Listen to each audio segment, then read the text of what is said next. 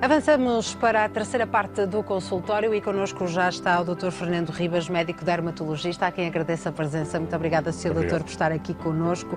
Vamos, de facto, falar do cancro de pele e também das inúmeras atividades programadas da Liga Portuguesa contra o Cancro para chamar a atenção para este tipo de cancro. Podemos por explicar, Sr. Doutor, como é que se caracteriza o cancro de pele? Pronto, o cancro de pele é um nome que engloba vários tipos de cancro. O que nós nos preocupamos mais é com o melanoma. E é esse que nós assinalamos nesta altura do ano. Sim. O melanoma é, de facto, não é o mais frequente, felizmente, é o mais raro dos cancros cutâneos, mas é o mais agressivo.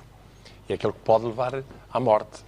Atinge, metade dos casos, atinge pessoas abaixo dos 40 anos de idade. Muito jovens. Jovens, portanto, não é? Portanto, não é um tumor dos velhos, não é um tumor dos idosos.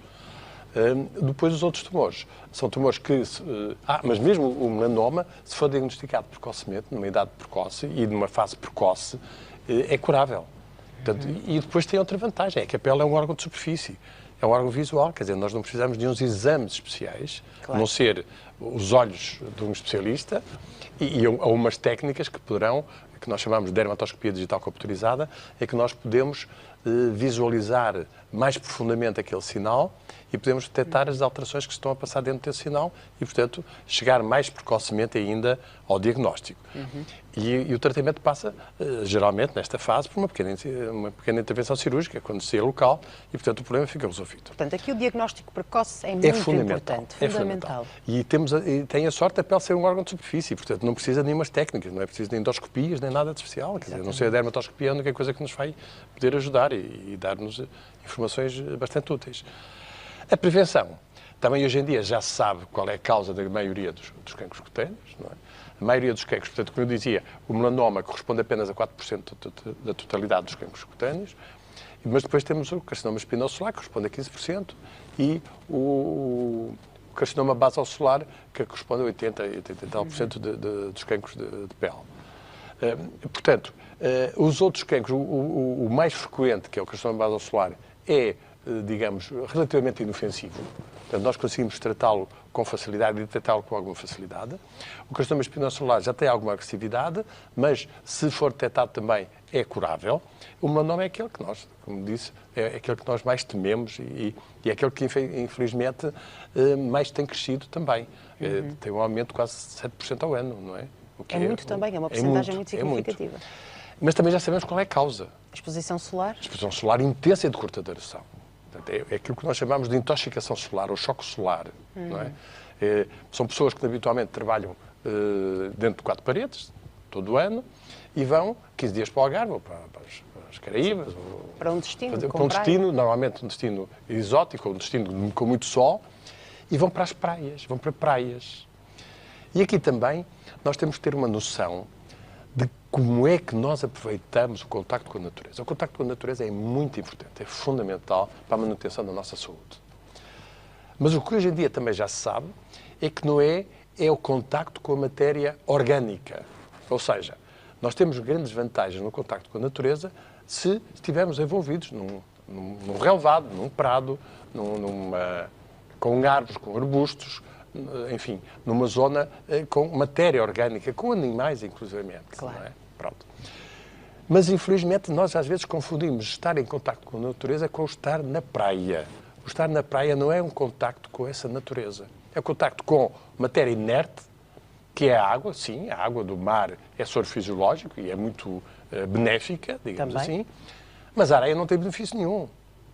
A areia é uma matéria inerte, quer dizer, é terra, ponto final, não é mais do que isso, não é? Não tem vida, digamos, não é uma matéria orgânica, é uma matéria inerte, não é?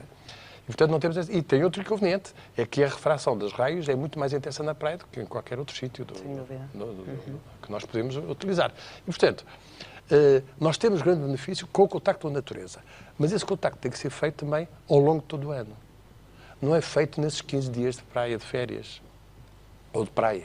Tem que ser distribuído ao longo do ano. E depois é essa necessidade, não é? Desses 15 dias as pessoas apanharem muito nesses 15 dias sol. querem absorver isso tudo, querem ter esse prazer e têm esse prazer, mas que é bastante negativo, é bastante prejudicial e agride bastante a pele. Agride e envelhece muito a pele. E dá esses choques solares que provoca lesões a nível das células da pele, lesões essas que podem levar à morte das células. E nós vemos que muitas vezes apanhamos o escaldão e depois a pele esfola. Temos a esfoliação da pele. E são células que foram mortas, que morreram. O problema é quando as células não são mortas, mas são agredidas. E o organismo tem, às vezes, capacidade de regenerar e repor essas células. Só que, às vezes, se nós tivermos uma grande quantidade de células a serem lesionadas, pode haver uma que seja renovada, que não seja morta, que não desapareça, mas fica deformada. O ADN é mal conjugado. E, portanto, há uma má recuperação dessa célula. E isso pode dar origem a uma célula maligna. E, portanto, o organismo não a consegue controlar. E ela pode continuar a proliferar sem contacto com as outras células normais. E, portanto, dá origem, de facto, a um cancro. O melanoma, de facto, é o mais agressivo, que é uma célula que vem do sistema nervoso central, é uma célula muito independente e que prolifera em qualquer sítio e que se multiplica em qualquer sítio do organismo. E, portanto, tem muito mais riscos de malignidade. É muito mais maligno, digamos assim, do que qualquer dos outros que precisam de outras células mais amigas, digamos assim. Portanto, isso é uma atenção que nós temos que ter. É o contacto com a natureza permanente, diária, se possível diária. Nós precisamos de vitamina D. A vitamina D é fundamental. Exatamente. Mas não é desta forma também que a vitamina D é absorvida, não é? Com esta claro, intensidade. A vitamina D, nós precisamos de 10, 15, 20 minutos numa pequena zona da pele, nos braços, um bocado na face, nos antebraços. É suficiente para termos a dose de vitamina D necessária. Agora, se nós tivermos 1 hora ou 2, não vamos ter benefício com a vitamina D. Quer dizer, podemos ter um bocadinho de 10 minutos esse benefício, temos a dose e a partir daí tudo o que vamos receber não é benéfico, é muito prejudicial. E qual é o papel ou a importância dos protetores solares? Portanto, sabemos que é cultural as pessoas irem para a praia e usarem protetor solar. E usarem protetor solar. E isso aí é outra coisa que nós temos que ser muito bem desmistificada. O protetor solar serve para proteger a pele e, de facto, isso é importante. Mas é importante quando a exposição é inevitável. Porque se nós tivermos 10 ou 15 minutos ao sol, não tem problema nenhum. Claro. Nós não precisamos de protetor solar para nada. Aliás, o protetor solar até pode diminuir um bocadinho a absorção da vitamina D, a produção da vitamina D. E, portanto, o protetor solar serve quando a pessoa, de facto, tem que estar ao sol, não pode evitar a exposição solar, então sim, o protetor solar é um bom apoiante, é um bom produto para nós utilizarmos para podermos permanecer ao sol sem tantas lesões cutâneas. Agora, não serve para prolongar o tempo, porque as pessoas usam protetor solar, então põem o protetor solar quando chegam à praia, estão lá 2 ou 3 horas, ou 4 ou 5, e ponto final, quer dizer, e são protegidas durante meia hora ou 1 hora, e a partir daí não estão protegidas, porque o protetor solar desaparece. E quando nós falamos na dose de proteção solar, quando falamos em fatores de proteção solar, eu dei 15, 30, 50, por exemplo, eles são estudados, esses números são estudados em laboratório.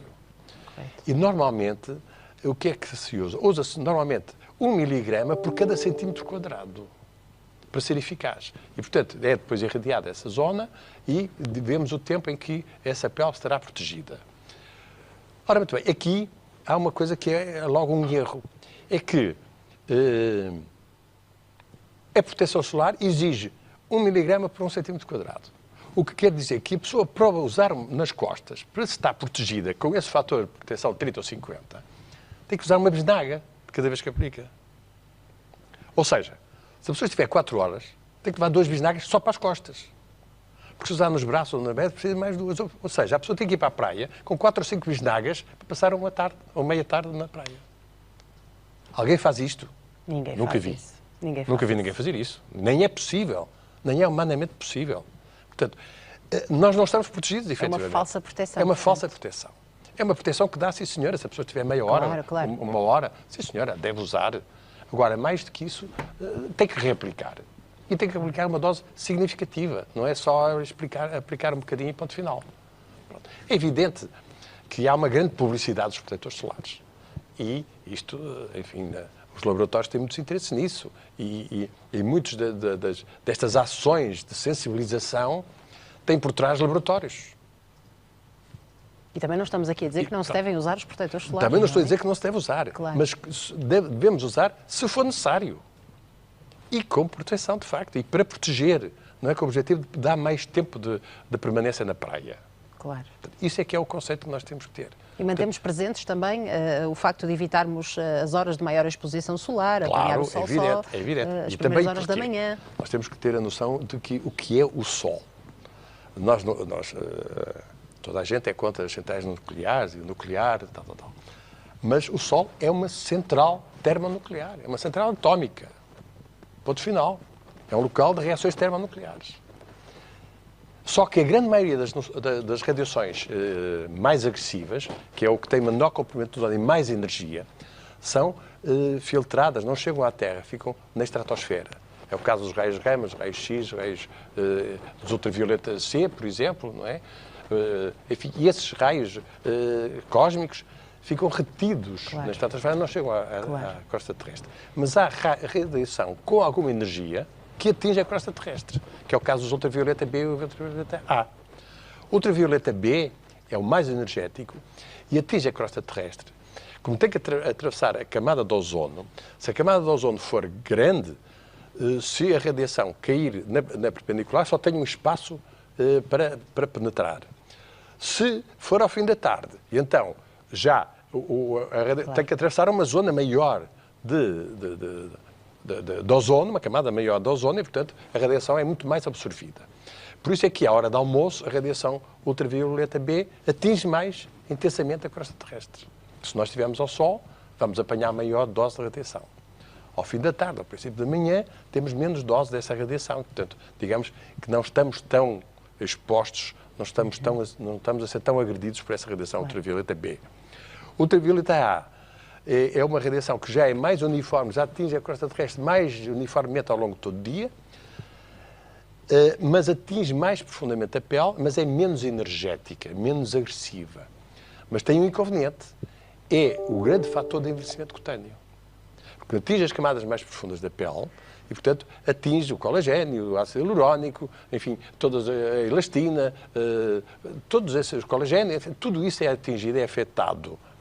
E, portanto, quem apanha muito sol acaba por ter um envelhecimento muito mais acentuado na pele. Sem dúvida. Muito mais acentuado. E esta facilidade com que apanhamos sol e também desvalorização precisamente dos perigos, pode ser a explicação, Sr. Doutor, para o aumento de casos de cancros de pele em pessoas mais jovens, cada vez mais jovens? Sim, claro que sim. Aliás, repare, primeiro os mais jovens, porquê? Porque nós sabemos, por exemplo, que no primeiro ano de vida, o primeiro e o segundo ano de vida, ainda é um prolongamento da pele embrionária. Claro. Portanto, a criança não tem defesas, ainda está a fabricar a sua pele, digamos assim. E também nós sabemos que nós só somos adultos a partir da adolescência, quando termina a adolescência. Até lá, todos nós estamos em crescimento, estamos em evolução, estamos em modificação. Portanto, também a pele não tem o seu desenvolvimento normal, ainda não atingiu a sua maturação, ainda não se tornou adulta.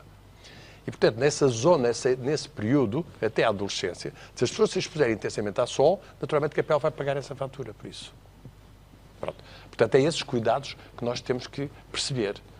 E, portanto, todas essas alterações que o sol provoca na pele acabam por ter manifestações posteriores. A pele tem memória, digamos assim. Nós dizemos que a pele tem memória. E é um facto, não é? A pele marca, fica marcada. E vê-se. Porque é um órgão de superfície. Portanto, é um órgão de transição. Eu costumo dizer que a pele é um órgão sensitivo, é um órgão sensual. É um órgão da nossa personalidade. É aquele órgão em que nós contactamos uns com os outros. Nós conhecemos através da pele. E contactamos através da pele. A pele é aquilo que a gente toca. Nós damos um aperto de mão, damos um beijo, damos um abraço. Sim. E até no sexo, quer dizer, a aproximação é total. Contacto, claro, não é? Que o contacto é fundamental. Isso é a pele, que é o órgão em que nós nos manifestamos, nós nos apresentamos para os outros. É a nossa identidade, quase. É a nossa identidade, é quase a nossa personalidade. É quase a nossa personalidade. Mas é uma forma da nossa personalidade ser transmitida.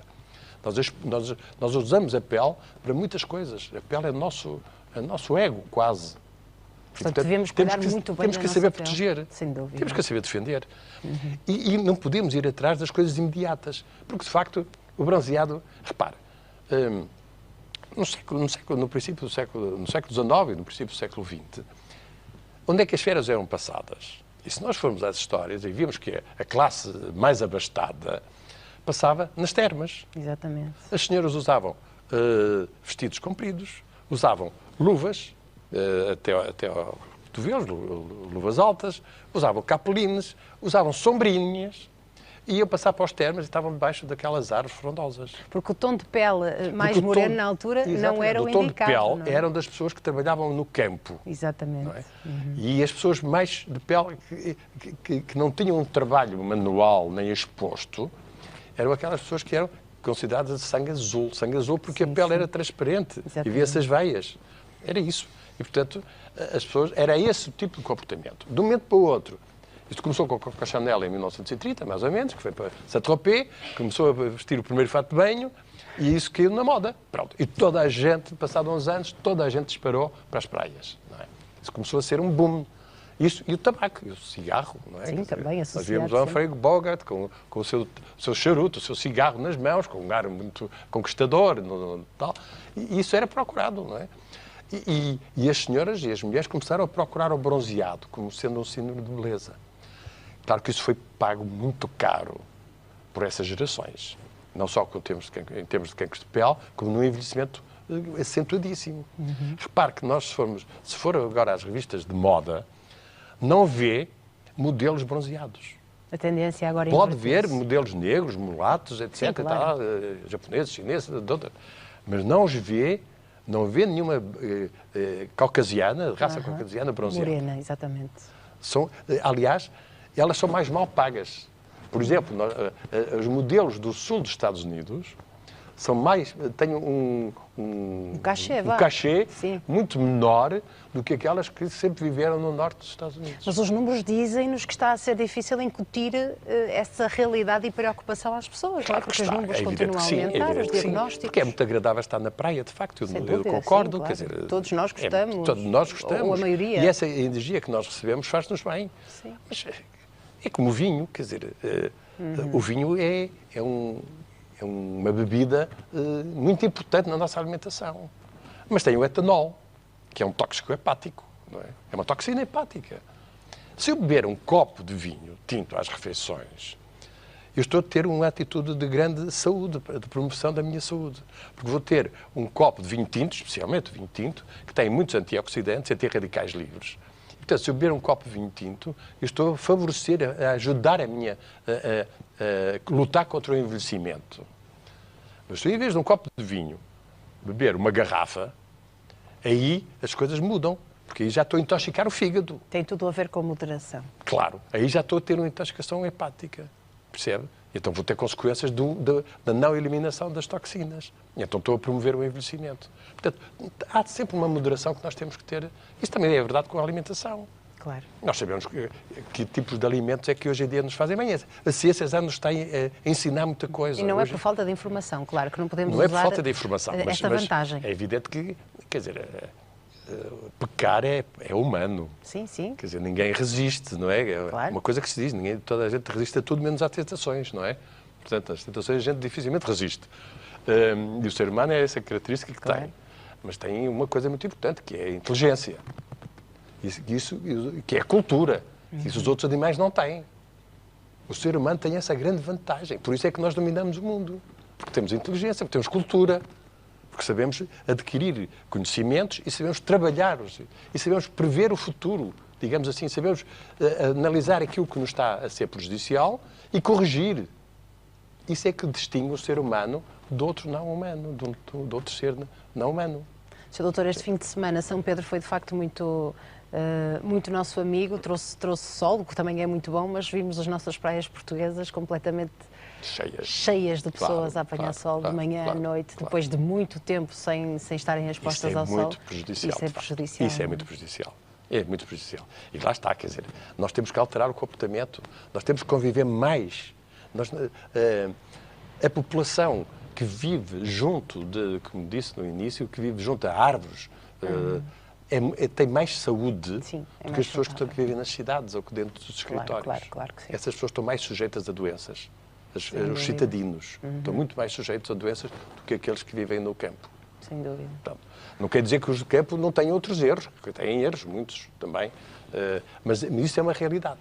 portanto, temos que cultivar esse tipo temos que mudar o nosso comportamento perante o mundo.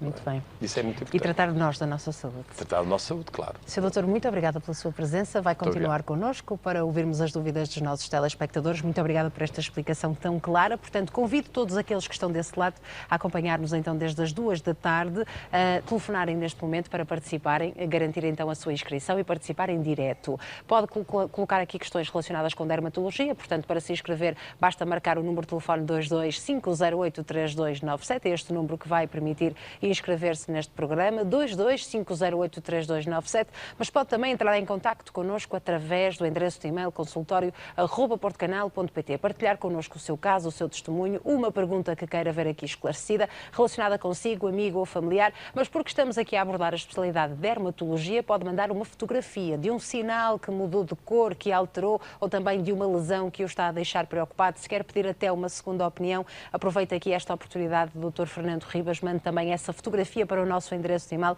que temos todo o gosto em comentar com o Sr. Doutor então aqui o seu caso. Vamos fazer um curtíssimo intervalo, já regressamos com todas estas informações, com a sua